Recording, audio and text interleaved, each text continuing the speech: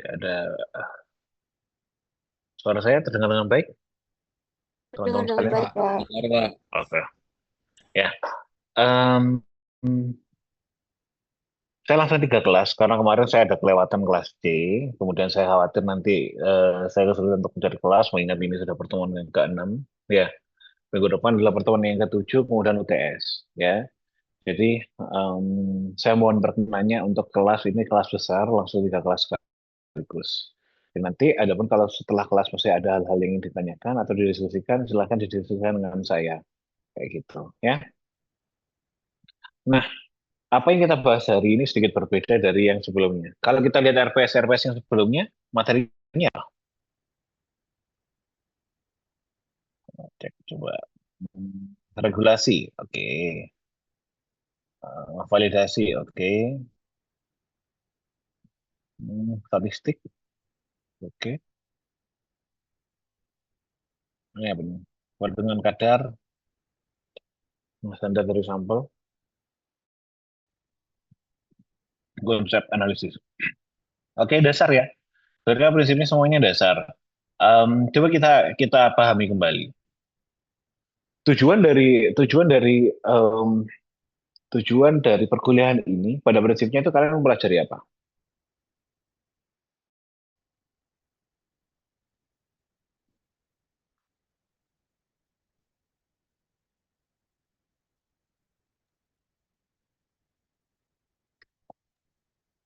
Sekarang lagi ya pengulangan kedua. Tujuan dari perkuliahan ini sederhananya kalian mau mempelajari apa? Pengambilan sampel, Pak.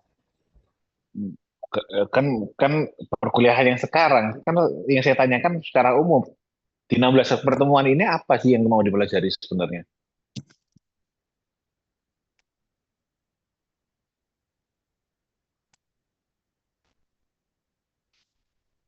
Teknik analisa dalam informasi, Pak. Analisa itu maksudnya konteksnya gimana, Mat? Ya kayak QC gitu, Pak. Kan ini kayak teknik sampling. Terus yang kemarin tuh kayak apa tuh?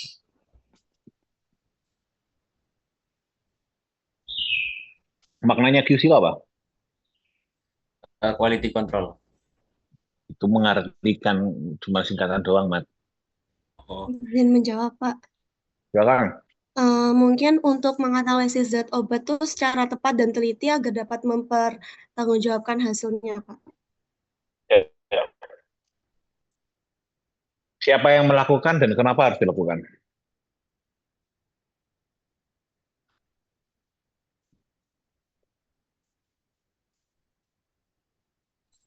izin jawab, Pak.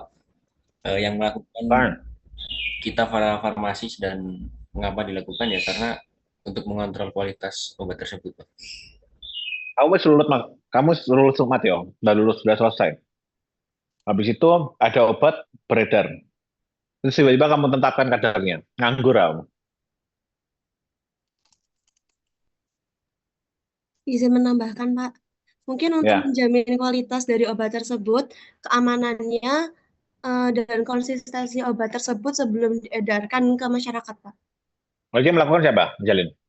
Yang melakukan dari bagian quality controlnya yaitu bisa dari apoteker atau analisis kimia. Dari siapa? Siapa yang melakukan? Kan saya kan nggak nanya profesinya apa ya. Yang melakukan siapa?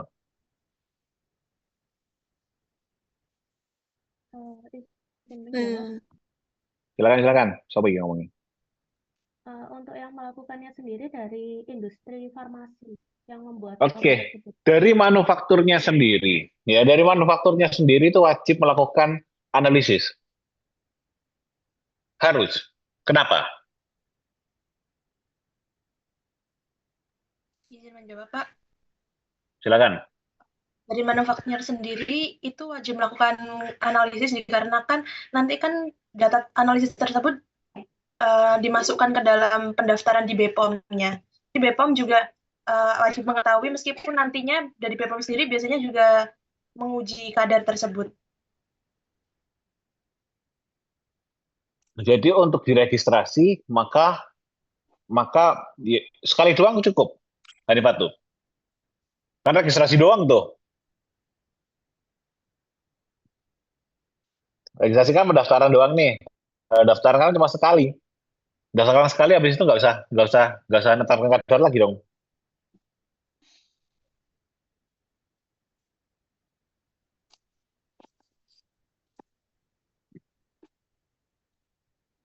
Sekali doang kah?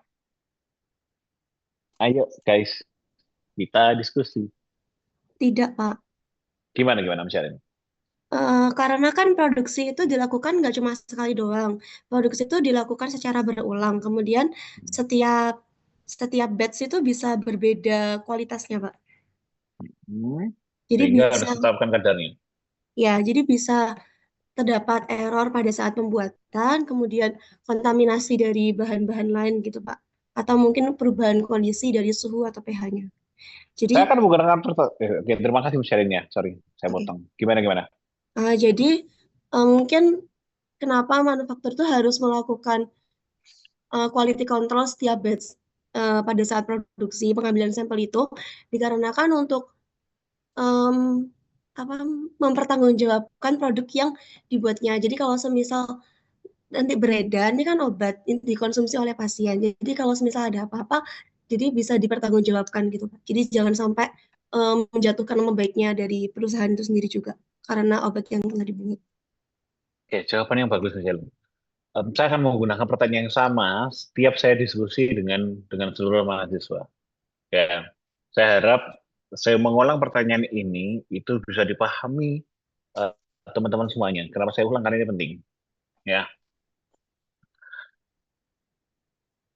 yang menguji adalah salah satu bagian dari yang ada di manufaktur atau di industri, ya kan? Oke, gitu dulu. Yang menguji adalah orang yang ada di industri, satu. Nah, yang membuat siapa?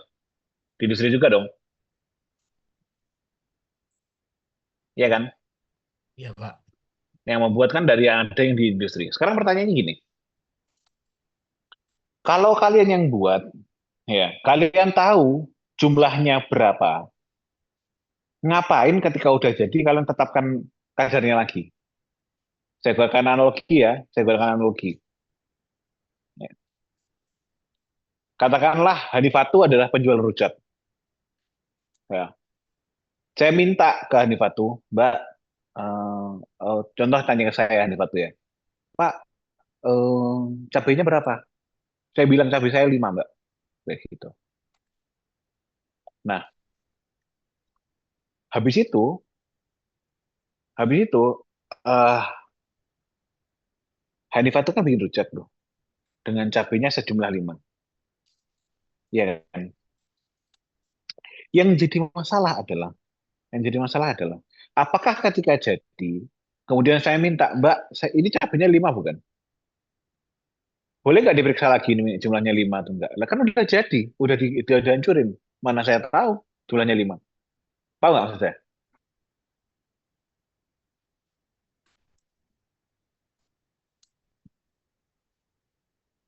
Hanifatu mana?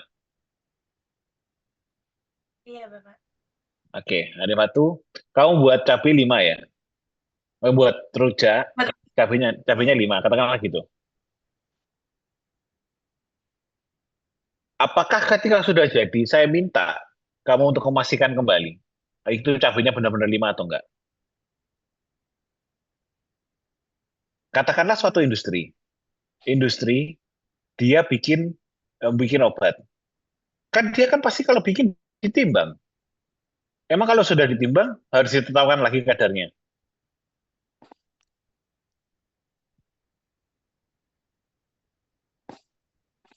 Tetap harus. Michelin mungkin mau jawab. Tadi kan yang Iya, jawab Michelin. Gimana? terus soalnya kan sama kayak pada saat kemarin, enggak. Mungkin itu Pak, karena kan pada saat kita membuat suatu obat, itu kan ada yang menempel di bahan. Mungkin kalau misal di pabrik kan skala besar itu kan di industri berarti di mesinnya. Terus degradasi dari zat-zat bahan tersebut, kayak dari mungkin ada oksidasi dari cahaya, dari panas gitu Pak. Kita nggak bisa mengontrol hal itu, tapi kita cuma bisa mengontrol di awal aja. Jadi pada saat penimbangan bahan, tapi pada saat proses pembuatannya itu mungkin bisa di luar kendali kita Pak. Jadi mungkin penetap bisa pengecekan kembali mungkin dari kadar aktual atau sesuai teoritis itu mungkin bisa berbeda dari hasil yang sudah jadi nantinya Pak. Kalau masalah alat itu bisa kita kontrol. Masalah kondisi bisa kita kontrol. Ya. Jadi kalau bahannya mudah teroksidasi ya kita tutup secara rapat. Kalau dia sensitif metal kita nggak menggunakan metal. Ya. Nah, itu bisa kita kontrol. Hal-hal yang tersebut kan harus dikontrol memang. Ya, kemarin yang bisa jawab itu siapa ya? Kelompok Rasida, Alia paling. Alia ada? Ada, Pak. Kenapa Alia? Karena di produksi industri farmasi itu dalam jumlah banyak dan digunakan mesin dalam pembuatannya. Jadi meskipun kita tahu jumlah pasti dalam penimbangannya itu mungkin dalam pengadukan mesinnya atau penaruhan di kemasannya itu juga berbeda-beda karena dilakukan oleh mesin itu tadi, Pak. Jadi harus dipastikan apakah hasil di batch itu selalu sesuai dengan aturan di Farmakope. Ya, jawaban utamanya ada di situ. Ya, kalau kita coba bayangkan, coba saya cari dulu. Ya, ini kan bahan nih, bahan kan buahnya kayak gini. Nah, kemudian kita berusaha untuk menimbang. Karena yang jadi masalah adalah mixing itu kan segini nih, segedenya kan segini, ya kan. Yang jadi masalah adalah kalau kita membuat katakanlah 500.000 tablet, ya. Kalau kadarnya dalam 500.000 tablet, untuk kadarnya 500, gitu. Yang kita timbang berapa? 500.000 tablet, kadarnya 500 tiap tiap tabletnya. Maka berapa kira-kira? Yang ditimbang kan hanya 10 kilo. Nah, kalau 10 kilo, kita memastikan bahwa dia per tabletnya ini, itu benar-benar 500 miligram gimana? Nah, itu kan nggak bisa. Sehingga harus dilakukan penetapan kadar. Konteksnya adalah meskipun di farmakope kayak gini ada tulisannya bahwa tablet fluconazole tidak kurang dari 90% dan tidak lebih dari 110%. Kita yakin bahwa ini adalah mandatorinya seperti ini. Kemudian di sini juga ditunjukkan bahwa bagaimana cara penetapan kadarnya adalah menggunakan HPLC atau KCKT, ya kan? Penetapan kadarnya ada di sini. Nah, apa yang kita bahas bukan ini. Saya yakin ini sudah dibahas di sebelumnya dan bagaimana farmakope itu dibaca itu kalian sudah paham semua. Yang kita bahas hari ini adalah teknik sampling, ya kan? Teknik sampling, penyerapan sampel dan labeling sampel. Tiga hal ini yang kita kita bahas. Cuman sebenarnya penyimpanan dan labeling itu sudah jadi satu dalam satu rangkaian besar dari teknik sampling. Sekarang coba saya tanya dulu. Sampling itu pentingnya apa? Atau kalau kita buat semuanya harus diuji kah? Tidak, Pak. Gimana, Hilda? Kalau misalkan di industri kan pasti produknya sekali. Mungkin itu sangat semua di semuanya. Jadi halnya teknik sampling ini supaya bisa mengambil sebagian dari keseluruhan itu secara acak untuk itu bisa diuji tanpa apa ya Pak ya bahasanya, supaya ngujinya nggak terlalu banyak gitu, nggak semuanya harus Oke. uji. Ya, meskipun suara terputus-putus ya. Saya mencoba menangkap apa yang disampaikan oleh Hilda. Ya, apakah kalau saya yang buat tablet, buat produk, apa semuanya harus diuji kan nggak mungkin. Kalau semuanya diuji, jadinya saya nggak jualan apa-apa. Jadi itulah kenapa ada kepentingan di sini. Kepentingannya adalah sampling. Kepentingannya adalah sampling. Sorry. Kepentingannya adalah sampling. Sampling ini penting. Pentingnya itu apa? Karena memang kita berusaha untuk membuat yang dinamakan dengan representasi. Representasi. Ya, pokoknya gitulah. Ini adalah yang penting, representasi. Representasi itu apa? Maksudnya gini. Katakanlah ini. Survei tahu dong. Survei tahu kan? Tahu, Pak. Nah, katakanlah gini. Saya sedang melaksanakan survei. Ya. Atas urgensi dari adanya MBG di tengah-tengah perang dunia yang akan terjadi. Ya, saya nggak tahu hasilnya seperti apa. Apakah semua orang di Indonesia harus saya tanyain satu persatu?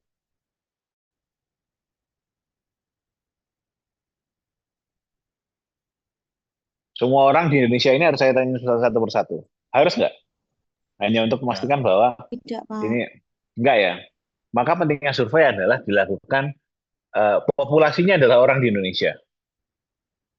Sampelnya itu apa? Kira-kira? Siswa, Sampel sebagian kecil. Siswa sudah matur enough nggak untuk memberikan pendapatnya? masih belum, Pak. Oke, belum. Kalau kita coba logikanya sederhana aja lah.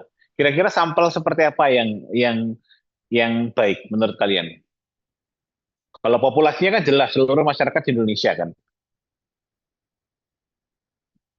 atau seluruh masyarakat yang mendapatkan MBG.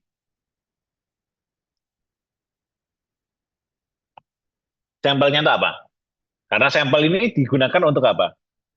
Untuk represent, ya, to obtain portion kan sebagian kecil that truly represent the whole material, ya kan?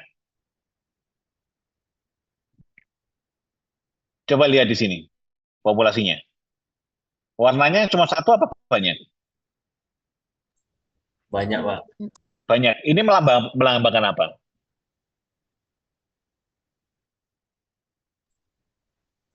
Populasi, Populasinya apa? manusia. Kan? Populasinya heterogen. Heterogen tahu ya? Oh, iya, Pak. Tahu. Ya. Populasinya heterogen. Maksudnya heterogen apa? Berbeda-beda. Berbeda-beda dong. Nah, konteks berbeda. Ya. Oke, konteksnya berbeda ini gimana? Maksudnya berbeda apa yang berbeda? Sampel yang diambil itu tidak sama gitu, Pak. Jadi kalau semisal tadi yang masalah MBG gitu, itu mungkin bisa yang kita kita wawancarain itu nggak cuma usia yang sama, misal anak-anak Oke, SD. baik, bagus. Dari usia berbeda, Pak. Jadi kita harus punya beberapa sampel yang representasi dari usia masing-masing. Ya, nggak cuma dari usia muda saja, yang tua juga oke. Oke, satu. Yang kedua, Mungkin dari beberapa instansi yang berbeda. instansi itu konteksnya apa? Mungkin dari dari sekolah yang berbeda, dari daerah yang berbeda gitu. Oke, daerah. Flora bilang apa tadi? Tingkat pendidikan. Tingkat pendidikan, bagus ya. Tingkat pendidikan. Daerah, saya nggak bisa nulis ya, kelamaan nanti. Terus apa lagi? Usia. Ya, itu Gender, kan Pak. paling gender, bagus ya. Ini kan tujuannya untuk sampling yang tepat kayak gitu. Kalau sampelnya ini saya buat, ya saya sabotase pendukung 02 semua. Kira-kira setuju nggak MBTI? Enggak, Pak. Loh, kalau pendukungnya 02 ya setuju apa no? Oh iya, Pak. Maksudnya gitu. Ya paham dong maksudnya kan. Jadi yang dinamakan sampel itu harus representatif. Ya. Oh, itulah kenapa survei itu maaf sekali. Survei itu bisa dibuat-buat. Dibuat-buat seolah-olah dia itu representasi, tapi sampelnya itu dibuat homogen. Paham ya? Maka harusnya sampel itu adalah heterogen. Karena kita tahu populasi itu sangat heterogen gitu, ya. Nah, apa yang kita bahas ini sedikit berbeda. Karena apa yang kita bahas hari ini adalah proses analisis. Tapi saya harap idenya kalian bisa menangkap. Karena ide utamanya adalah mengambil sejumlah kecil dari populasi dengan tujuan bahwa sampel ya jumlah kecil tersebut itu merepresentasikan dari populasi tersebut. A good analytical result does not start in the titration step or calculation step. Bukan dimulai dari titrasi ataupun kalkulasi, tapi ini dimulai dari correct sampling, proper storage, dan clear labeling. Ya, ini yang penting, correct sampling. Ya. Karena bayangkan gini, tadi kan saya bilang tadi, kalau sampelnya ini aja, sampel ini tadi, itu saya buat homogen ya. Saya buat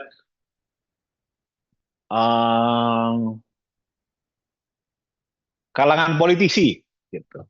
Kalangan politisi kan sekarang kan nggak ada oposisi ya. Kira-kira setuju nggak adanya ini? Enggak jadi deh, takut saya. Harusnya jadinya setuju ya. Jadi ini itu kan jadi misleading, ya kan, misleading. Jadi apa yang kita lakukan, kita harus bisa melakukan sampling yang benar. Ya, cara pembelajarannya, tahu teknik sampling, tahu penyimpanan, tahu labeling, sesuai dengan RPS. Ya. Nah, cara workflow-nya adalah seperti ini. Ya. Di populasi kan banyak sekali. Ya. Saya dipermudah sekali untuk membuat gambar ya dengan menggunakan AI. Ya. Jadi saya tinggal tinggal tinggal nulis saja apa yang saya mau, ya dibuatkan kayak gitu. Semoga ini bisa bisa bisa mempermudah kalian. Nah, sampling untuk mendapatkan representatif. Kalau dia nggak representatif, kalau mungkin ini harusnya gambarnya biru semua ya. Nggak. Kalau ini kan nggak representatif. Ya, sudah sudah kemudian kan storage. Apakah setelah sampling harus langsung dianalisis? Ya, kenapa ada storage ini? Apakah setelah analisis harus setelah sampling harus langsung dianalisis?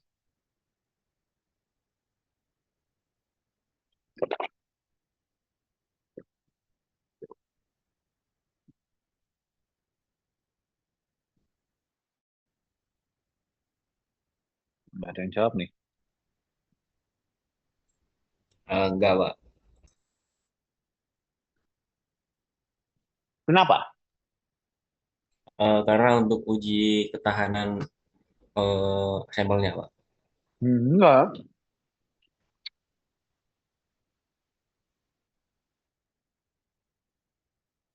Contoh mati ya. Awakmu duwe kain. Karena mbok jahit no. Mau mbok jahitin. Emang kalau kamu bawa ke penjahit langsung dijahit sama orangnya. Enggak, Pak. Antri dulu. Dia antri dulu. Itu jawabannya. Emang di manufaktur, alatnya kan juga terbatas tuh. Sedangkan yang diuji harus banyak. Sehingga harus ada proses storaging. Storage ini ada beberapa hal ya yang harus diperhatikan. Khususnya adalah dari sifat dari sampelnya. Apakah sampelnya higroskopis, apakah sampelnya itu tidak tahan panas, apakah sampelnya itu boleh dimasukkan kulkas, apakah dia itu harus suhu sejuk gitu. Kalau sampel change seperti ini jadi masalah nanti. Kenapa penyimpanan itu bisa mempengaruhi kualitas dari suatu sampel? Karena terdapat Pak, apa? Semacam faktor-faktor yang membuat reaksi kimia itu terjadi, Pak. Jadi semisal kayak gugus fenol jadi gugus keton gitu, Pak. Bagus, ya harusnya sudah bisa ini ya. Kan itu kan kemarin di pertemuan ke-15 kan sudah kita bahas bahwa stabilitas obat itu penting. Ya, obat itu bisa terdegradasi. Ya. Jawaban yang bagus sekali. Itu yang saya harapkan kalau saya ngajar di apoteker. Ya, kalau saya ngajar di apoteker itu jawabannya nggak kayak gitu. Ya, maka maka maka produk itu akan cenderung untuk terjadi degradasi. Gitu. Ya, ketika penyimpanannya itu tidak tepat. Gitu ya. Nah, kemudian akurat labeling. Labeling ini jelas sekali pentingnya. Kenapa? agar tidak tertukar, Pak. Ya, jelas sekali. Ya, kita kan manusia terbatas ya. Terbatas sekali. Maksudnya apa? Gampang lali. Ya. Kalau nggak langsung ditempel, harus langsung ditempel. Identitasnya langsung ditempel. Ya. Contoh, ya, Rasida lagi nge-lab tes narkoba. Ya, untuk masuk apoteker. Ketukar sama pengguna. Karena levelingnya salah. Kemudian hasilnya dia memakai. Masalah nggak itu nanti? Ya, jadi masalah yang besar ya. Jadi levelingnya penting.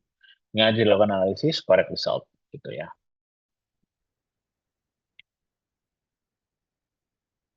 Nah, ada hal yang harus dipahami bersama. Ya, yang pertama adalah hal yang harus paham mengenai populasi. Populasi adalah sejumlah besar, kumpulan dari banyaknya lot atau batch. Ya, nah, kemudian increment itu diambil populasinya, mungkin diambil satu di sini, ini di mana, ini di mana, ini di mana, ini di mana, kayak gitu. Nah, tujuannya kemudian nanti dilakukan composite sampel. Tapi nanti kita akan bahas dulu, ada yang dalam konteks composite, ada yang random. Ya, setelah itu di mixing. Nah, setelah di mixing diambil sampel, kemudian test portion. Ya, ini hanya istilah-istilah yang harus dipahami. Ada populasi, ada primary sample, ada composite sample, ada laboratory sample, ada porsi test. Jadi ini adalah jumlah kecilnya. Yang ini paling besar, ini lebih kecil, ini komposit itu campuran. Ya, ya bisa jadi ini tuh diambil langsung. Kalau yang ini campuran, ya kemudian ini lebih kecil lagi ya. Nah, ini harus dipahami. Kalau sampling tuh Pak, yang harus disampling itu apa?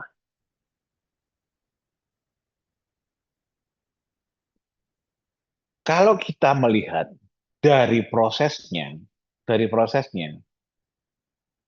ada raw material, ada in process atau bulk product, ada finished good. Ya. Kalau coba kita lihat di farmakope, kalau farmakope, menurut kalian itu isinya farmakope udah tahu ya isinya itu apa ya? Farmakope isinya apa?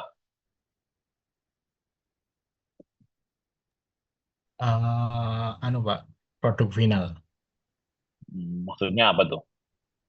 Ya, maksudnya kayak apa? Yang udah jadi itu Pak. Jadi kayak paracetamol tablet yang udah jadi itu gitu Pak.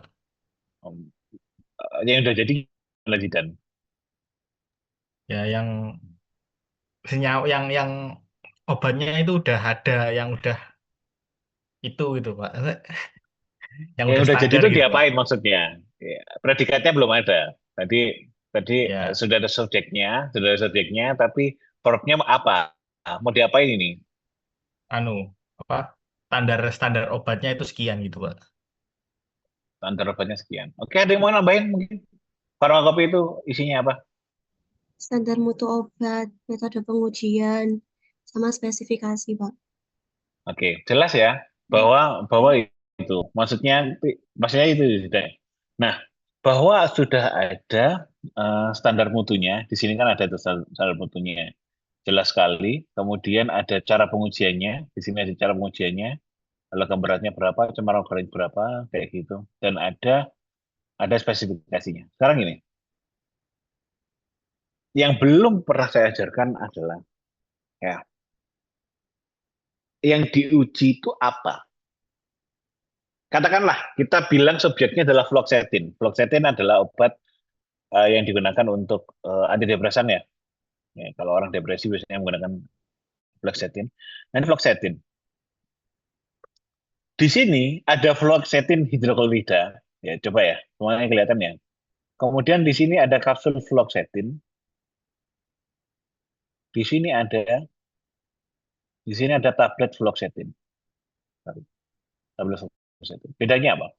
Katakanlah kita bicara soal tablet sama yang fluoxetine ini saja. Ini apa? Bedanya apa? Dua-duanya itu bedanya apa? Untuk fluoxetine-nya sendiri itu sebagai raw material, sedangkan untuk tablet itu finish product. Bagus ya. Artinya, vlog setting yang di sini itu sudah ada. Jadi katakanlah, itu sebenarnya raw material itu konteksnya adalah API ini ya, Active Pharmaceutical Ingredients. Nah, di sini bahkan bahan bakunya itu harus diuji. Diujinya apa, Pak? Ya, minimal kadarnya sekian-sekian. Ya, tidak boleh menggunakan teknis, harus sudah dipastikan bahwa kadarnya itu hampir hampir murni kayak gitu. Baku membandingnya dengan vlog setting BPFI. Identifikasinya, identifikasi jelas saya bahwa ini harus saya identifikasi bentuknya itu benar-benar seperti ini. Ya, dengan cara apa? Dengan IR. IR sebagian sudah tahu ya. Oke, air kan. Kadar airnya dari sampel itu tidak boleh lebih daripada 0,5%. Ya, contoh kayak saya oven, ya, saya ambil sampling, saya sampling. eh, ini kan berarti bahan baku. Saya mengadakan dari suatu perusahaan tertentu. Nah, dari perusahaan tertentu kan saya ngecek dulu nih. Saya sampling, kemudian saya cek ya. Metode satu silahkan dicek di 1031. Dia tidak lebih dari 0,5%. Logam beratnya tidak lebih daripada 30 ppm. Cemaran organiknya ya afloxetin itu tidak lebih dari 0,15 ya, bla bla bla bla. Nah, pertemuan kadar. Ini semuanya. Ini konteksnya adalah API. API ini di FI ada. Sekarang pertanyaannya, kalau excipient ada nggak? Ada nggak? Excipient ini tidak ada. Maka excipient harus tetap dilakukan pengujian atau tidak? Jawabannya adalah Tidak. excipient tahu ya. Excipient itu contoh talek atau apa namanya?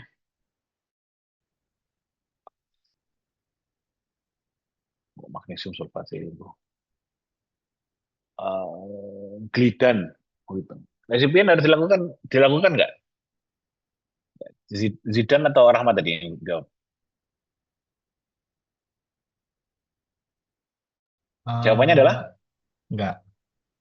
kalau secara kewajiban tidak ada kewajiban untuk dilakukan pengujian, ya.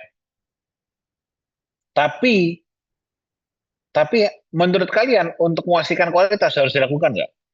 Harus, Pak. Harus, Pak. Oke. Kalian pernah dengar kasusnya yang anak-anak mengalami gagal ginjal akut nggak? GGA. Pernah, Pak. Ya.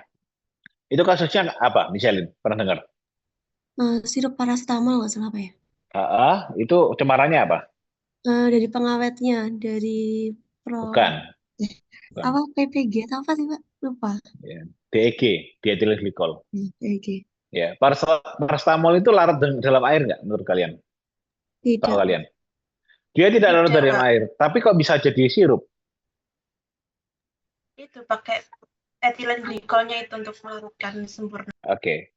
Konsepnya adalah menggunakan kosolvensi. Kosolvensi itu adalah kosolven. Jadi ada solven yang dia itu berada di tengah-tengah antara air dan paracetamol. Sehingga keberadaannya itu menjembatani dari paracetamol dan air itu supaya bisa saling melarutkan. Nah, kosolvennya biasanya adalah propilen glikol. Ternyata di di excipient itu bahan tambahan ya, bukan aktif pharmaceutical ingredient ya. Ternyata di propilen glikol itu dia mengandung diethylene glikol. Diethylene glikol itu cemaran. Dan diethylene glikol kalau digunakan pada anak-anak dia bisa menyebabkan gagal ginjal. Masalah nggak tuh? Masalah. Masalah kan. Nah, yang jadi masalah adalah di farmakope tidak ada. Sekarang sudah ada tambahan ya, meskipun ya. Dulunya di farmakope tidak ada.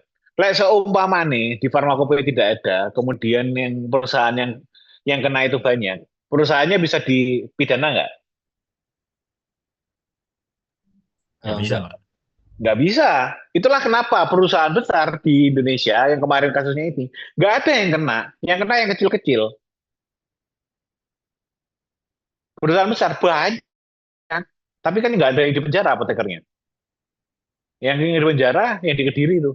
Yang salah satunya yang jadi manajer QC-nya adalah adik kelas saya atau senior kalian. Kenapa dia kena? Ya karena memang pabriknya mas kebacut berarti. Ngerti nggak maksud saya?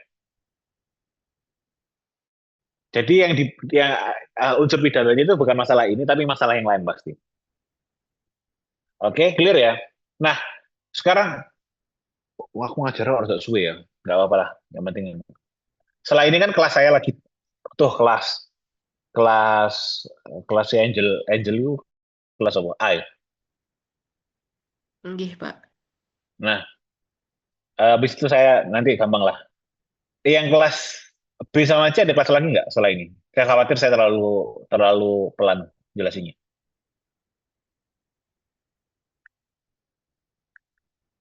Woi, kelas BC, Kelas B Kelas C tidak ada, ada. Pak. kelas C, Ham, Kelas C ada, Pak. ada. Kelas apa?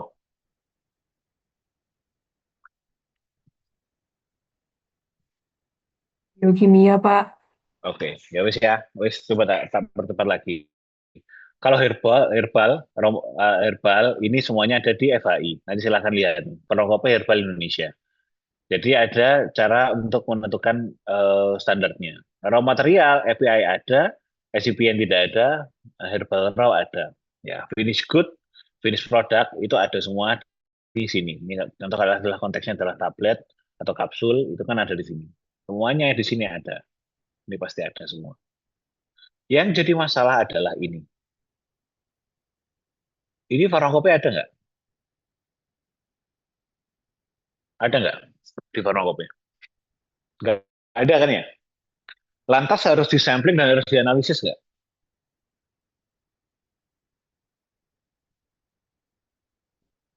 Menurut kalian?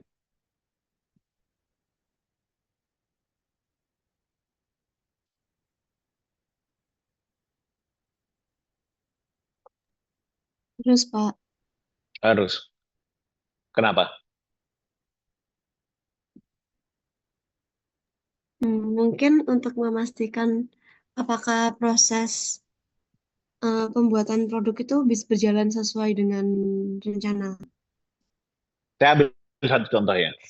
Powder. Powder ini kan digunakan atau granul ini kan nanti untuk sebelum dilakukan pengempaan ya. Pengempaan itu ya buat tablet itu. Nah, kalau ini saya buat kasus. Katakanlah kalau seumpamanya bulk produknya itu pada saat saya sampling, kemudian saya tetapkan kadarnya 80%.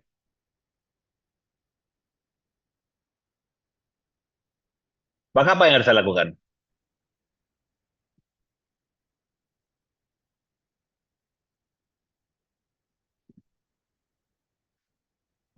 Ada contoh kasusnya. Nih, contoh. Nah, ini ya. Dalam 100 kg massa serbuk tablet, terdapat 80 kg ibuprofen. Kriteria tablet adalah 400 mg. Oke, disampling 1 gram, pada setengah jam didapatkan ibuprofen 50%. Pada 1 jam dapat 80%. Ya. Kira-kira apa yang harus saya lakukan? Izin menjawab, Pak.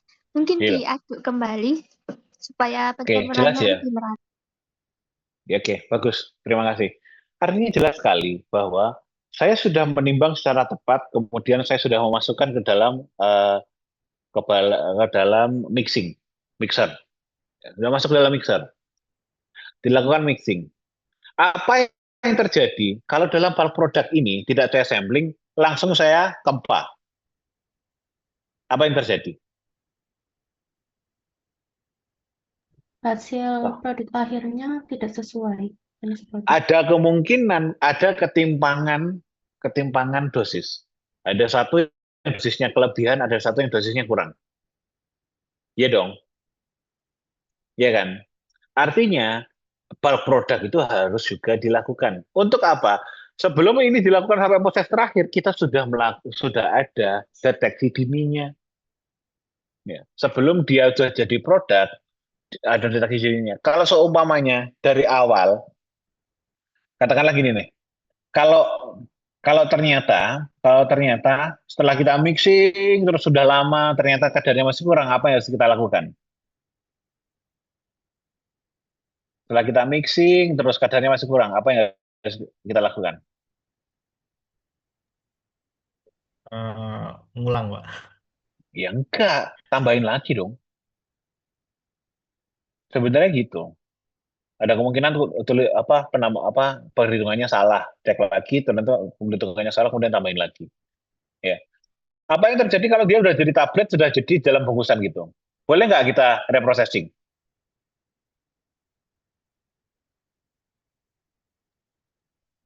Boleh nggak kita reprocessing kalau sudah jadi finish product seperti ini? Ya. Kalau sudah jadi finish product, ya harus dihancurkan. Udah. Kalau dalam in proses seperti ini, kita masih boleh melakukan reprocessing. Ternyata ada beberapa parameter yang nggak masuk nih. Ya, kita boleh melakukan reprocessing. Gitu ya. Oke, saya bercepat lagi.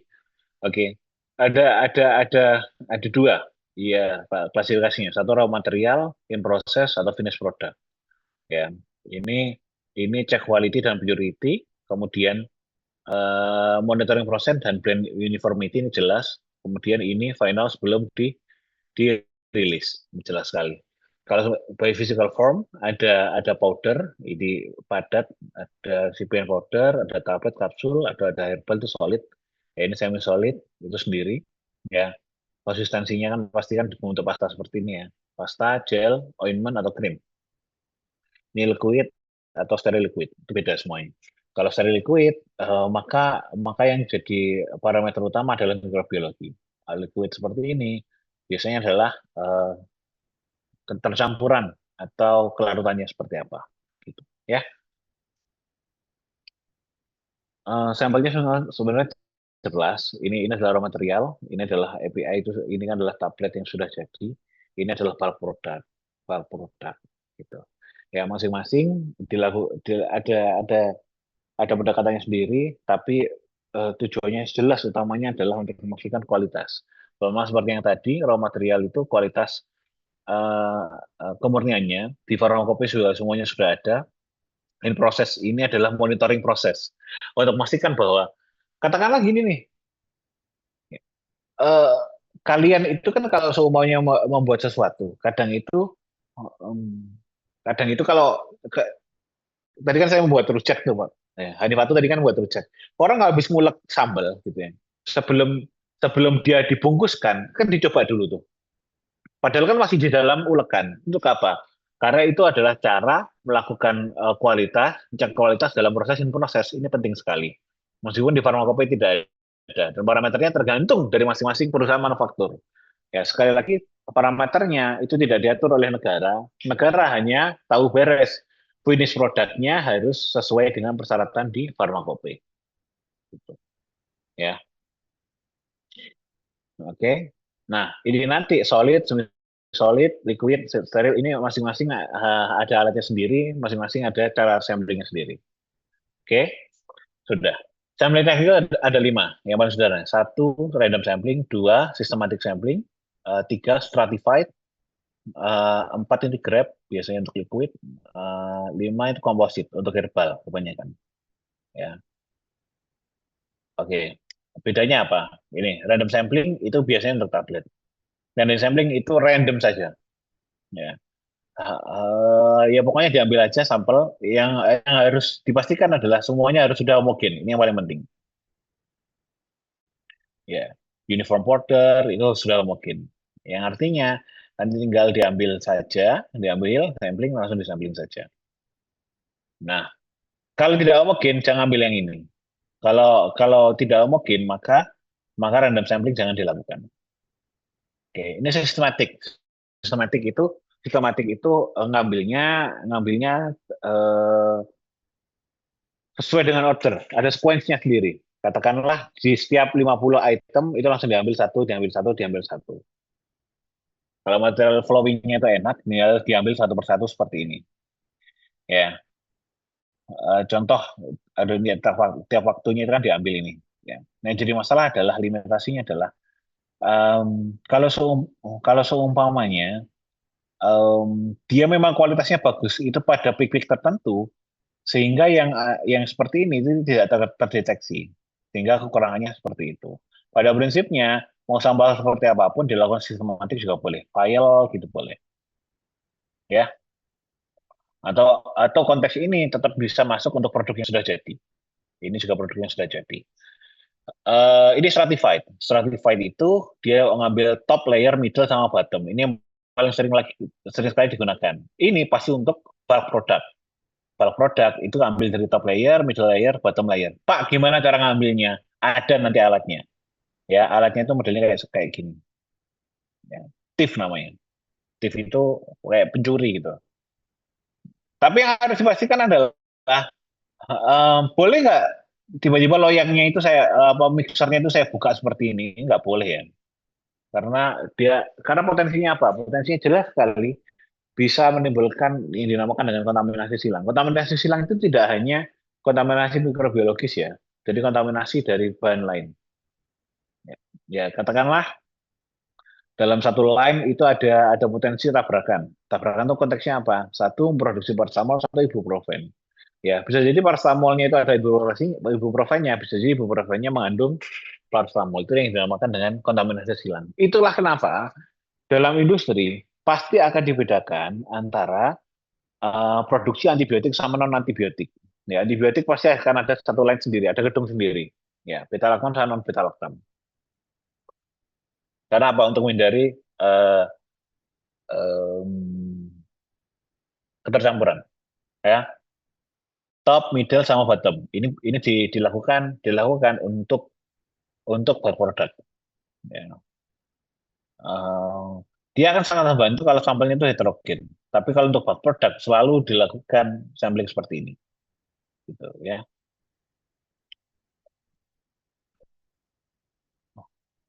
Oke. Ini grab sampling. Kalau grab sampling itu diambil saja, tidak harus diambil, tidak harus dari atas, bawah, dan tengah, gitu. Atas, bawah, dan tengah. Ini biasanya dilakukan untuk produk liquid. Kalau produk liquid yang harus dipastikan adalah produknya adalah harus homogen dulu. Ya. Kalau produknya suspensi, dimixing dulu. Dimixing kembali dulu, baru nanti diambil sekali kayak gitu. Ya. Ya. Ini biasanya untuk liquid. Variability, kalau seumpamanya non homogen seperti ini, powder ini nggak bisa digunakan. Ini kan adalah liquid. Nah, yang ini adalah komposit. Komposit ini konteksnya adalah herbal. Ya, herbal ini kan yang jadi masalah. Nah, kalau katakanlah, coba saya cari itu.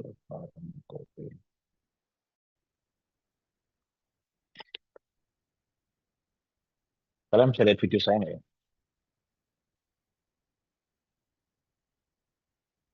Ini kalian bisa lihat saya nggak? Bisa, Pak. Tahu ini apa nggak?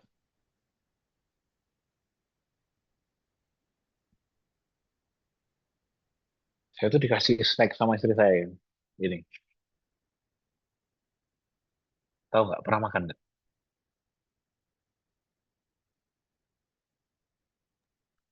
Nggak pernah.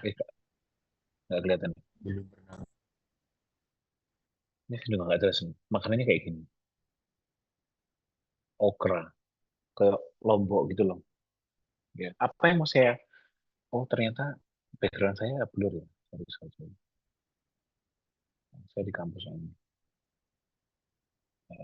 Ini okra. Saya juga nggak tahu. Kayak keripik ini. Nah, apa yang mau saya bilangkan adalah produk herbal itu yang jadi masalah. Apa bedanya produk herbal dengan produk konvensional? Perbedaan utamanya apa? Dari Bahannya bahan lah. baku, Pak.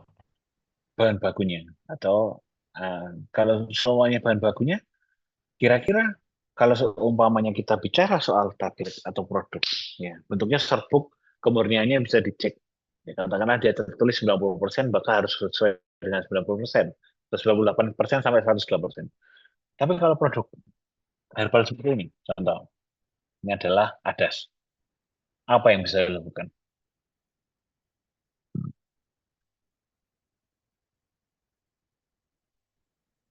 Ya, ini ya ini saya tunjukkan soalnya bahwa kita mengecek pemberian. Itulah kenapa kalian belajar botania. Kalau katakanlah saya membuat jamu, perusahaan jamu, maka saya harus cek ya pemberiannya itu seperti apa, bentuknya seperti apa. Ya, karena kalau semuanya serbuk ya pasti semuanya serbuk putih kalau kita bicara produk konvensional. Tapi kalau produk herbal ini harus sesuai dengan identitasnya. Ya, dia benar-benar serbuk seperti ini, bentuknya simplisanya seperti ini. Ya. Yang harus dipastikan adalah katakanlah eh, distributor kita nakal, dicampur, mungkin nggak? Sangat mungkin dicampur jagung gitu. Ya, sangat mungkin itu yang jadi masalah. Ya, artinya ini harus dicek, mikroskopisnya harus dicek. Itulah kenapa kalian belajarin itu. Ya, saya nggak bisa botani saya sampai hari ini masih D plus ya. Saya mengikhlaskan itu. Jadi saya mikroskopis itu nggak bisa. Nah, apa ini? Satu-satunya yang saya ingat dari mikroskopis adalah silem dan floem. Itu di pelajaran SMP kelas 1. Selain itu saya nggak tahu. Ya. Jadi kalau kalian mau tanya ke saya soal botani mikroskopis, saya bahkan mungkin lebih bodoh daripada kalian. Ya. Senyawa identitas, kemudian ini. Nah, yang jadi masalah adalah, katakanlah distributorku sing siji teko Ngawi, sing siji teko Bojonegoro. Kualitasnya sama nggak? Beda, Pak. Jelas beda. Itulah kenapa composite sampling itu penting. Ya. Jadi kita harus ngecek apakah memang, ya mungkin kita cek satu-satu ya. Tapi kan kalau semuanya kita dua-duanya sama-sama butuh, ya kita kan harus ngambil. Kita campur menjadi seperti ini. Jadi komposit seperti ini, jadi satu, jadi sampel ini. Ya. Konteksnya ini lebih tepat untuk produk herbal. Sama-sama sama-sama herbalnya sama, katakanlah ada semuanya. Tapi yang harus kita pastikan adalah semuanya kualitasnya sama. Tuh, ya. Ya, ini composite sampling. Ada yang praktikal lagi pakai NPR. NPR itu terlalu teknis. Nanti kalian belajar kalau semuanya penasaran, nanti belajar yang lain ya di lain waktu aja. Ya ini slide lama ya. Saya setelah saya cek sepertinya sudah tidak relevan ya. Bukan tidak relevan. Informasinya terlalu detail. Kalau di sini ada di CPOB itu ada menggunakan NPR, next sampling. N itu jumlah sampelnya, penentuan jumlah sampel. Ya, penentuan jumlah sampel nanti kalian belajar lagi nanti aja. Yang penting teori utamanya dulu aja. Ya. Jenis-jenisnya sudah, kita masuk pada good sampling. Good sampling ada 7 step. Step pertama, objektifnya apa? Identify, kemudian pilih sampling metodenya, kontainernya yang digunakan apa, ya, toolsnya kontainer apa, kontainernya apa, tergantung dari sifat fisik dari sampelnya itu tadi. Kemudian ambil secara benar, jangan sampai salah, kemudian record dan label, kemudian simpan. Ya, maka sebab selanjutnya itu kita bahasnya di 6 sama 7 ini. Ya. Cleanliness penting, cross contamination jangan sampai terjadi, sampel quantity jangan sampai kebanyakan, dokumentasi penting. Ya. Nah, given objective itu apa? Apakah tesnya untuk identity? Identity maka dia cocok untuk apa? Raw material, bulk product atau finish good? Raw material, Pak. Raw material ya jelas ya. Apakah untuk assay dan konten? Ini masuk pada apa? Raw material, bulk product atau finish good?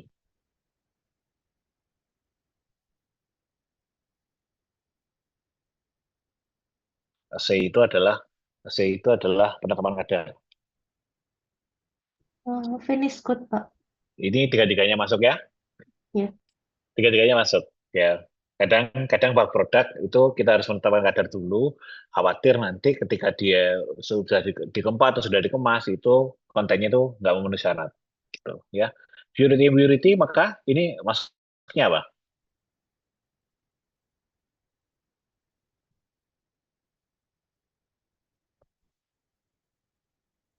Kemurnian, Pak. Ya, maksudnya apa? Raw material Eh, ke finish. lah raw material. Nah, kalau dari raw material aja udah nggak pure ya, maka finish good-nya udah pasti nggak pure. Nah, puritas, sekali lagi tadi kan ada tuh di kolom kopi tuh. Nah, cemaran, itu udah diomongin di raw material. Logam beratnya berapa, airnya berapa, cemaran organik berapa. Uniformity tadi sudah saya bilang bahwa dia digunakan untuk bahan produk ya. Moisture, microbial quality, itu bisa digunakan untuk finish good atau dilakukan untuk bahan produk. Ya, atau bahkan moisture tadi yang di sini air ya, ada air juga dilakukan pada untuk raw material. Ya. Nah, ini tuh kepentingannya untuk apa? Kalau identity kecil aja, jangan banyak-banyak. Kalau assay atau repeat testing itu baru banyak. Ya, itu yang penting.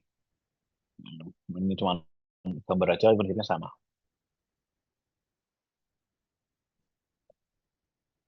Ya. Nah, sebelum analyte itu adalah suara kondisinya harus penting, harus sesuai. Ya, suhu, tutup, jauhan dari matahari kayak gitu. Nah, identify populasinya. Nah, sampling kan sekali lagi kan digunakan untuk merepresentasikan populasinya. Ya, populasinya itu ditentukan dulu. Ya, materialnya apa, formnya atau physical formnya seperti apa. Batch sama lot number itu adalah katakanlah gini loh. Saya khawatir teman-teman bingung nomor batch itu apa. Nomor batch itu katakanlah pernah dengar ya, pelatihan apa batch 1 gitu. Maka produksi pada 500.000 yang pertama itu batch 1. Kemudian yang selanjutnya batch 2 dan seterusnya. Ya.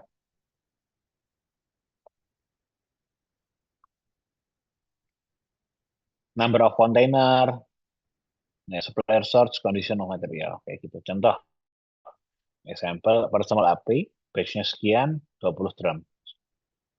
Ya, ini populasinya. Maka ini merepresentasikan 20 drum ini. Ya, sampling kita. Ya. Ini merepresentasikan. Itu kenapa penting? Karena yang direpresentasikan jumlah banyak. Katakanlah, beda dong kalau seumpamanya saya melakukan survei kepuasan layanan pemerintah di Indonesia sama di Jatim. Itu kan beda. Karena populasi Jatim ya Jatim, Indonesia versus seluruh Indonesia. Ya. Nah, ini representasi. Ini drums, ini bags, ini sirup 500 bottles. Mengenai sampling method, tadi sudah saya tunjukkan ada 5 jenis sampling. Ya. Nah, prinsipnya ada random, systematic, stratified, atas tengah bawah, ada grab itu ngambil saja, kemudian ada composite. Nah, kalau powder pada large container sudah pasti stratified. Kalau suspensi boleh pakai grab tapi mix dulu. Kalau tablet random aja. Nah, jadi sudah ini kan sudah saya tunjukkan maka harus mixing lagi kayak gitu. Nah, majelis menimbulkan 20 tablet pertama adalah 13.000 mg atau setara dengan 13 gram. Maka dicuplik seluruh sampel untuk mendapatkan 100 mg. Berapa miligram serbuk sampel yang harus ditimbang? Gimana? Ini berapa? Bisa nggak jawab? Gampang ini. Hasil penimbangan 20 tablet adalah 13 gram. Ya. Dari 13 gram, 20 tablet per sampel 500 mg. Maka kita maunya adalah 100 mg per sampel. Maka yang harus kita timbang berapa?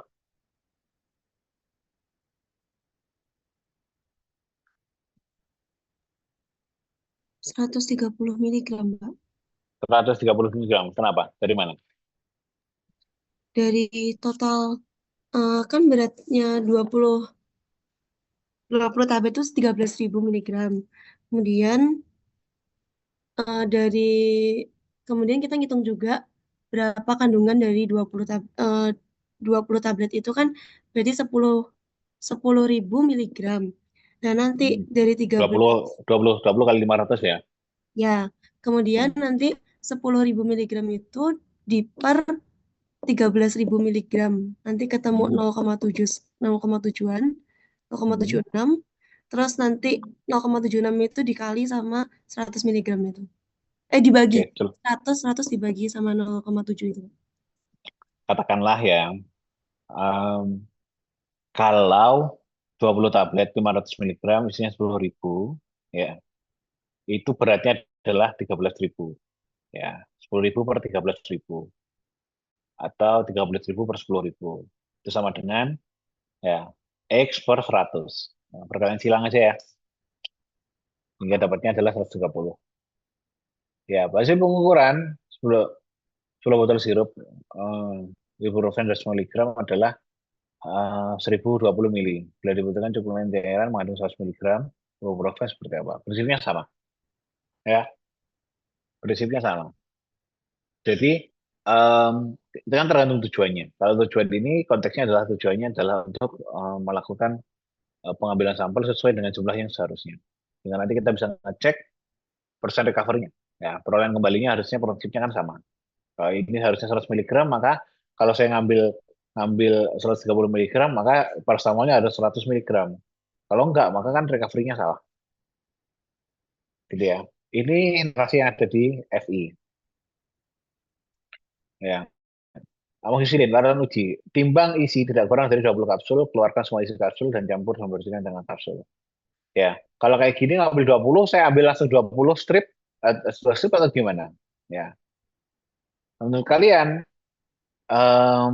pendekatan yang paling memungkinkan untuk kapsul.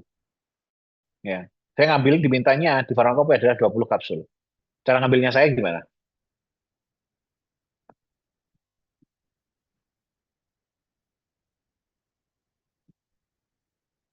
Ya, dalam satu kali batch katakanlah dapatnya adalah 500.000 kapsul. Ya. Boleh nggak saya ngambil 2 strip, kemudian saya gunakan itu sebagai representasi?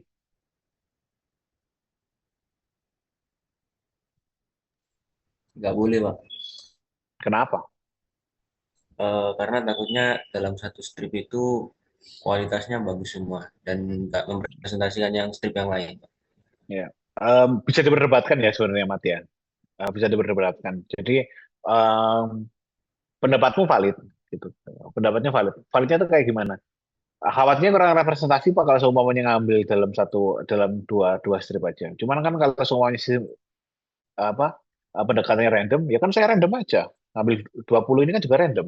Prinsipnya kan gitu. Ya. Cuman memang kalau semuanya pendekatan seperti itu ya masuk akal. Ya. Kalau pendekatannya adalah ya eman dong kalau semuanya saya stripnya itu saya ambil kemudian saya potong-potong kecil-kecil kayak gitu. Ya nggak apa-apa. Kan sebenarnya tujuannya itu adalah sampel. Kalau sampel kan bebas saja kita lakukan. Gitu ya.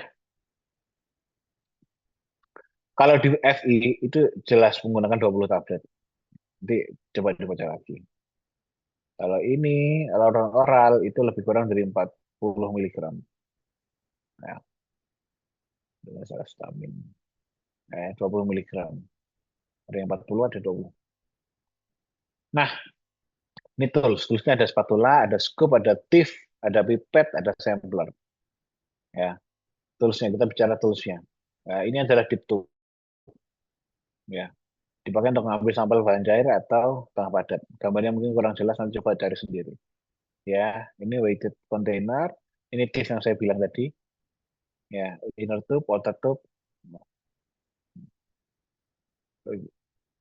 Ini yang bahan padat yang tadi saya bilang tadi powder kayak gitu. Nah, yang ini tusuk sampel.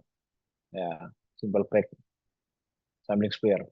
Jadi kalau ini biasanya ada di film-film ya. Jadi tusuk langsung itu kemudian diambil. Ya, di scoop.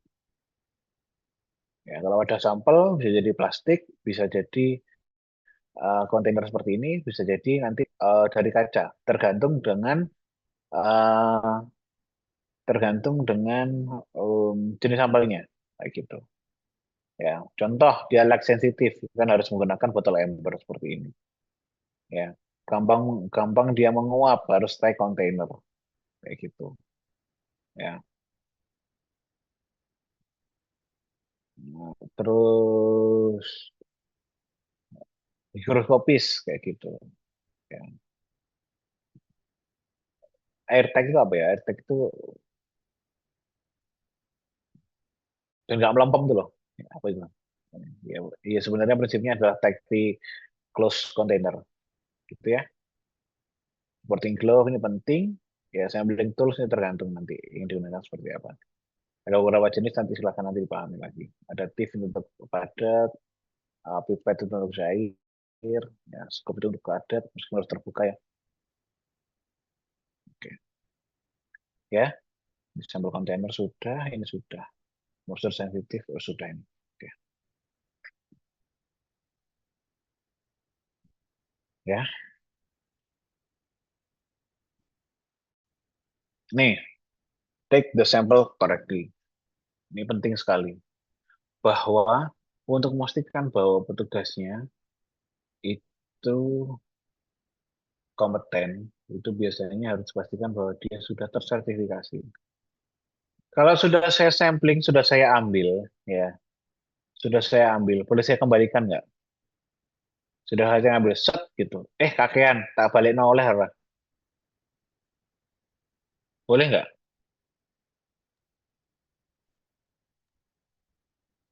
Kalian ngambil sampel tuh, set, dan kalian ngerasa kebanyakan, boleh dikembalikan nggak? Boleh, Pak. Nggak boleh lah. Dan ya, artinya kalau sudah diambil kebanyakan ya udah nggak apa-apa, ya, karena itu bisa bisa ini loh kontaminasi. Hmm. Ada protapnya. Kalau di sini ada protapnya. Di mungkin nanti saya uh, saya kopikan aja protapnya di sini.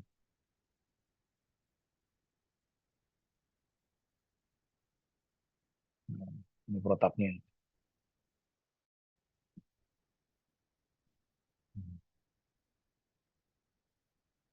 Protapnya nanti saya kopikan aja prosedurnya. Bla bla bla bla bla bla. Dan saya menghindari ini.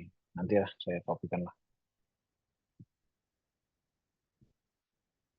Informasinya terlalu detail.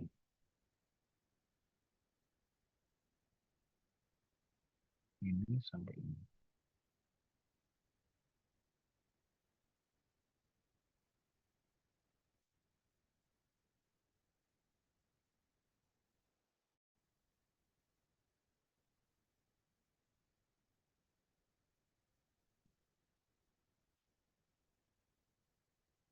Waduh.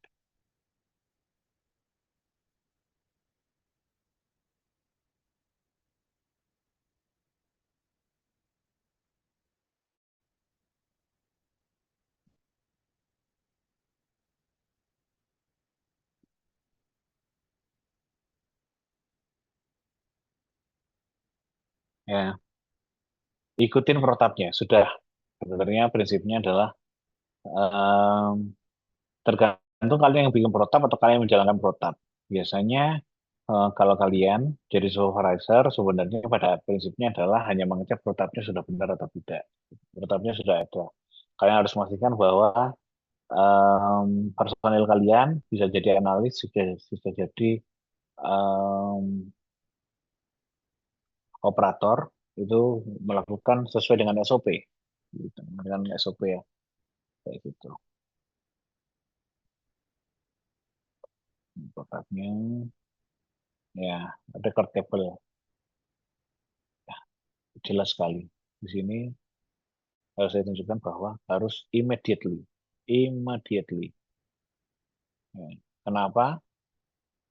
Kenapa harus immediately?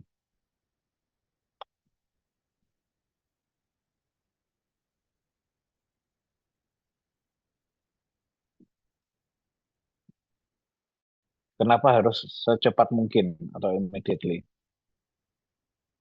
Karena Biar nggak ketukar, Pak. kenapa? biar Ben biar ora, enggak ben ketukar. ben ora lali. Contoh nih, ngeras aja naruh kacamata di atas kepala aja mungkin lupa. Ya. Contoh ini gini loh. Pas cari sesuatu kacamata taruh sini. Loh, di kacamata kemoyo. Kan ada orang-orang yang kadang lupa, gitu ya. Jadi artinya harus immediately harus segera ditempel. Kalau bisa, tadi kan sudah saya tunjukkan pada step kedua harus sudah sudah tertulis dulu apa yang harus saya tempel gitu.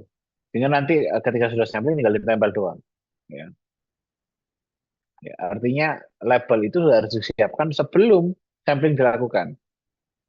Sehingga nanti tidak ada delay. Kalau delay bisa delay mix up, loss traceability, gampang lupa. Isinya apa? Sampel kode, material name, base-nya apa, ngambilnya kapan, lokasi samplingnya di mana, ya, kontainernya itu apa saja nomor 1, 2, 3, ya, name, initial of sampler, yang ngambil itu siapa, kayak gitu. Purpose of analysisnya apa, untuk identitas, untuk assay, ya, untuk uniformity atau apa, jelas sekali.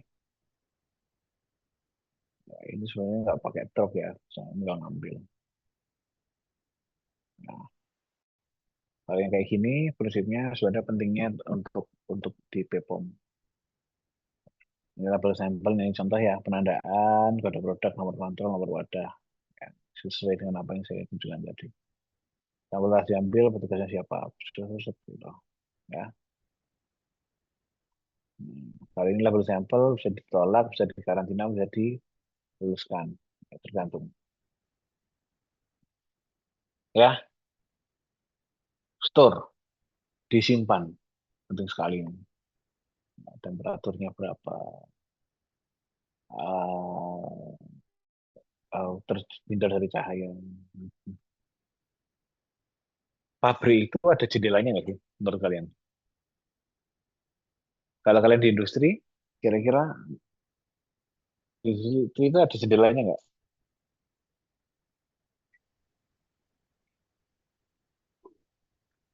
Adanya setahu setahu saya yang di atas itu Pak apa kayak muter-muter Oke. Oh ya. ventilasi. Ini wis, MBG ono jendelanya nggak? MBG yang kalian lihat di pinggir jalan tuh, Bang? Nggak ada, Pak. Nggak ada ya. Salah satu alasan nggak ada jendelanya adalah satu untuk pest control. Yang kedua, menghindari adanya paparan cahaya yang pada akhirnya itu bisa merubah kualitas dari bahan yang digunakan. Ya, juga itu untuk mengontrol temperaturnya dan humiditasnya ke apa namanya kelembabannya, sehingga hal-hal itu selalu pabrik-pabrik atau gudangnya selalu tertutup. Ya, menggunakan sirkulasi udaranya itu yang ada di atas itu biasanya. Ya, ya semuanya story-nya itu tergantung pada isinya masing-masing. Sudah kita bahas bahwa penyimpanan adalah satu hal yang penting karena proses penyimpanan bisa mengaruhi kualitas dari satu produk. Kalau produk itu tendensinya adalah dia berubah atau terdegradasi kayak gitu. Apalagi kalau produk seperti higroscopis, light sensitif atau volatil mudah menguap. Ya, kalau stabil stempel ya dia mau nggak mau harus dianalisis cepatnya, masuk gitu. Ya, temperatur diatur, light diatur, kalau nggak bisa diatur menggunakan ember seperti ini. Ya, moisture diatur tadi sudah saya tunjukkan. Ya, kompatibilitas dari kontainernya itu penting. Apakah memang harus pakai plastik atau pakai gelas? Ya, tight atau enggak kayak gitu. Ya, holdingnya itu harus segera dicek. Maka labeling itu penting. Ya, sehingga ini cold chain apakah membutuhkan kulkas atau tidak. Gitu. Ya. Ini kalau katakanlah ini ruang produksi ya. Ruang produksi itu adalah ini bahan pengemas, bahan pelacur, bahan awal. Ya, banyak sekali area seperti ini. Ada area karantina, produk ditarik kembali, ya kan. Ruang antara, produk antara, karantina apa jadi pun harus dikarantina. Ya, itu semuanya ada. Prinsipnya adalah di sini disambil sampel, di ini sambil sampel, semua proses sambil sampel. Ya. Tujuannya apa? Memastikan bahwa produk yang dirilis itu sudah memenuhi syarat keamanan. gitu. Common mistake-nya adalah dia tidak homogen. Ya, ini terakhir. Ya. Ini tidak dimixing. Ya, ini hanya ngambil di atas ruang. Sampel disimpan di clear bottle. Tidak ada label. Batch number-nya salah. Ya. Delayed labeling ini yang paling sering. Ini semuanya yang jadi masalah. Ya, jangan sampai ini terjadi. Sampai di sini ada pertanyaan. Saya pikir materi saya ini pada prinsipnya kan sebenarnya materi normatif ya. Hal-hal yang baik itu harus dilakukan, hal yang buruk dihindari. Pada prinsip seharusnya teman-teman sudah bisa dipahami bahwa ini adalah hal yang penting untuk dilakukan. Karena sekali lagi analisis bisa salah kalau proses sampelnya salah. Ya, representative sample, stable sample, traceable sample. Ya, representatif itu adalah teknik samplingnya, stable sample itu proses penyimpanannya, traceable itu mudah untuk dicarinya, adalah foundation dari valid analytical result. Itu saya yakin sekali itu penting sekali. Kenapa?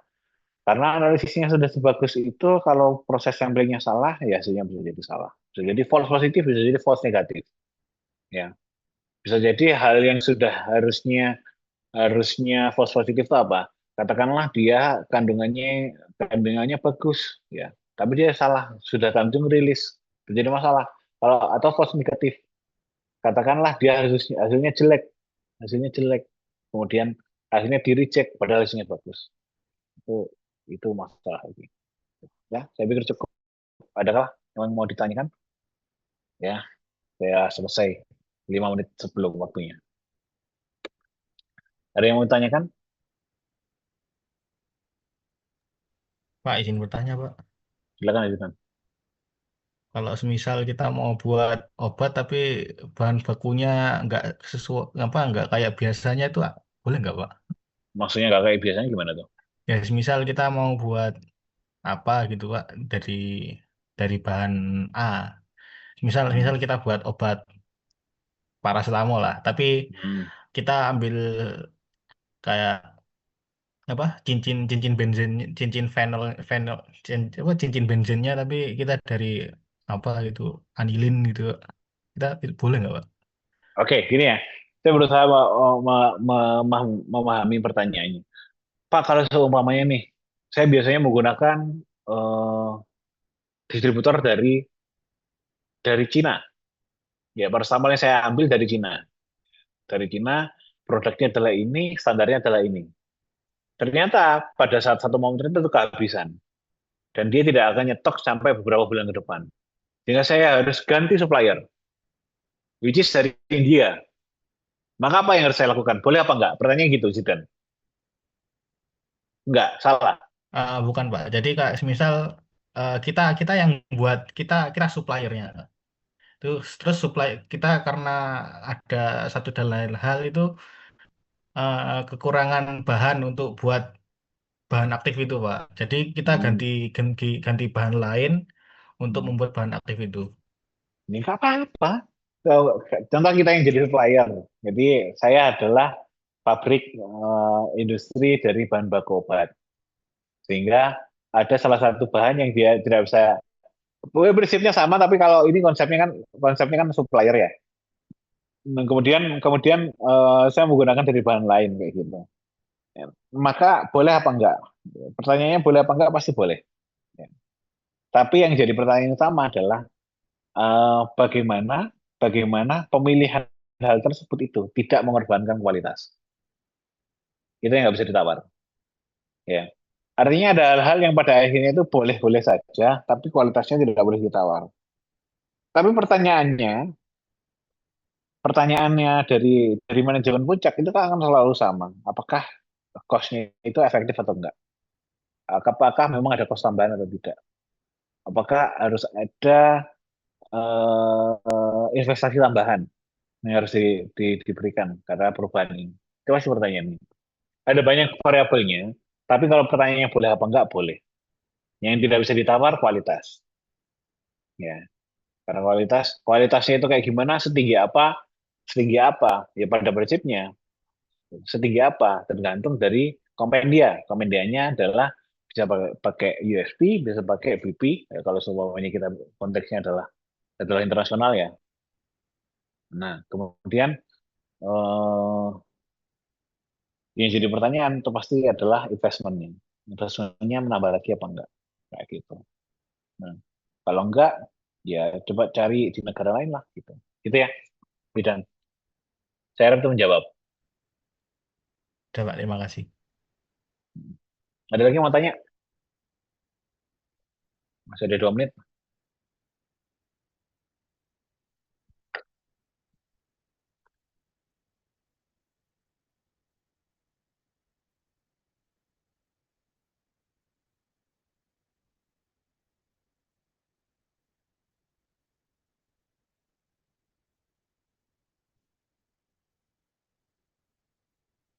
Tidak ada?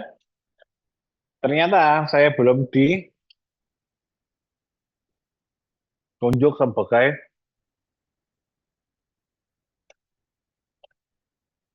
sebagai apa namanya pengampu. Jadi saya belum bisa ngecek presensi. Ya,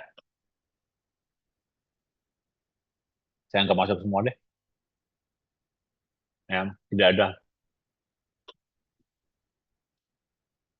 Atau mungkin kalau PJ-nya itu mau nyatet siapa yang nggak masuk, silakan.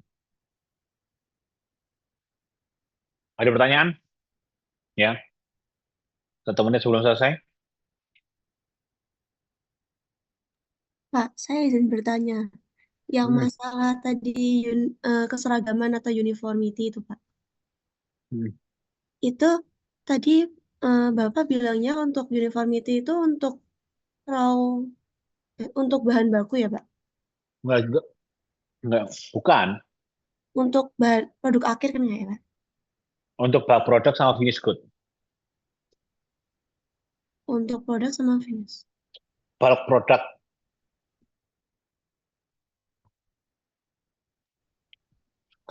Izin bertanya, Pak. Terus pertanyaannya apa? Bagaimana kalau misal buat finish good, buat produk jadi, itu kan semisal untuk untuk tablet 1 sama tablet yang lain itu kayak nggak sama gitu, Pak. Keseragamannya padahal di satu batch yang sama. Jadi satu proses yang sama, tetapi ternyata beda hasil gitu, Pak. Itu karena apa ya, Pak? Banyak hal. Jadi ada fail, ada permasalahan pada saat proses pengembaan. Kan kita kan kalau kayak gitu kan menggunakan otomasi ya. Ya, coba saya tunjukkan dulu. Keseragaman itu penting, uniformity itu penting. Uniformity itu konteksnya kalau di sini karena ini saya ngeceknya adalah kapsul fluoxetine ya. Keseragaman sediaan itu harus memenuhi syarat. Ya. Ini jadi masalah. 911 ini apa isinya? Coba kita cari dulu. 911. 911.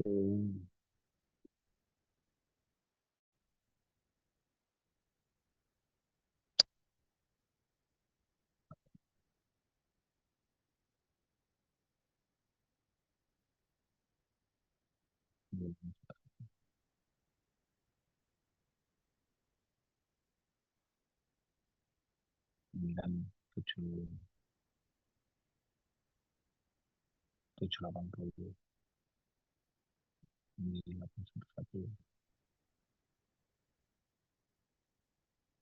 1440.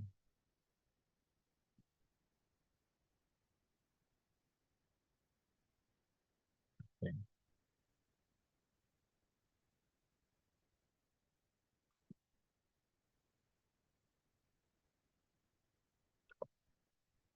Ya, sambil saya nyari.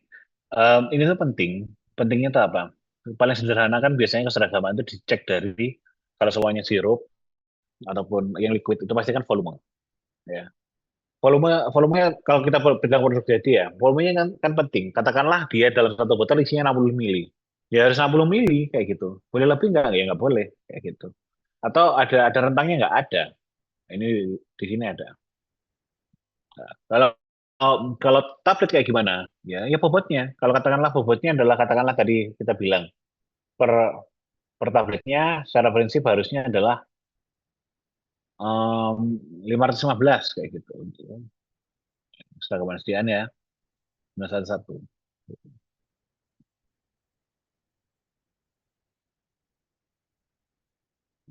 Update keseragaman bobot, keseragaman kandungan. Ada keseragaman bobot, ada keseragaman kandungan. Nanti kalian belajar.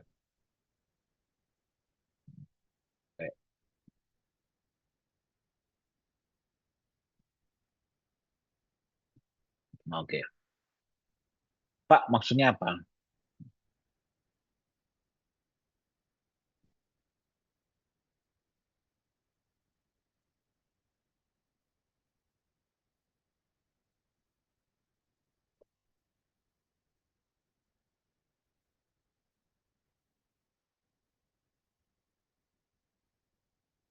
Kalau persentase lagi.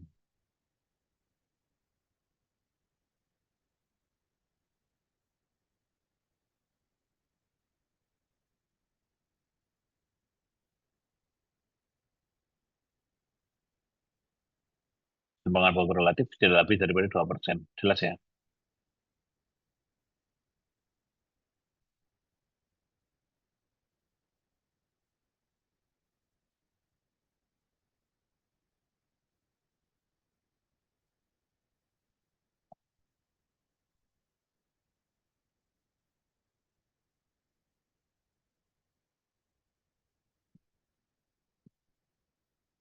Ya. Oke. Di sini ada dua. Namanya keseragaman SDN itu ada dua. Ada keseragaman bobot, ada keseragaman kandungan. Bobot itu jelas bobotnya berapa. Ya. Artinya itu pentingnya gimana? Kalau bobotnya sudah sudah masalah, bisa jadi kandungannya itu jadi masalah. Maksudnya itu apa? Kalau katakanlah saya itu punya botol. Botol saya itu kan harus berisi penuh. Ya, kalau volumenya harus benar. Di sini volumenya adalah 330. Maka setiap botol harus dipastikan bahwa dia berisi 330. Kalau tidak akan jadi masalah nanti. Ya, maka kandungannya berbeda antara satu produk dengan produk yang lain. Kalau pertanyaannya adalah itu pun juga berlaku bagi yang tablet juga. Tablet kan kita tinggal masuk fillernya udah penuh kemudian dikempa. Filler penuh kemudian dikempa. Kita kan melakukan otomasi sekali lagi.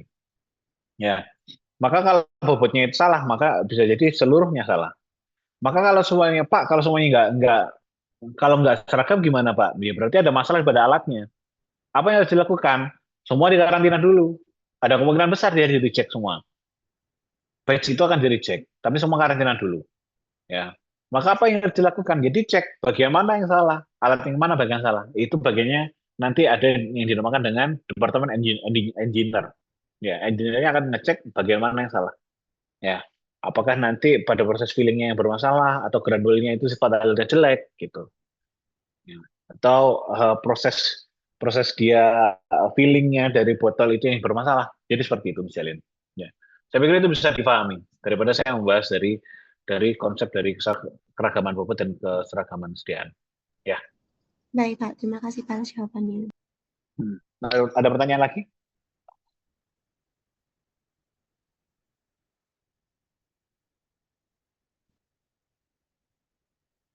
Ya, waktu saya sudah habis.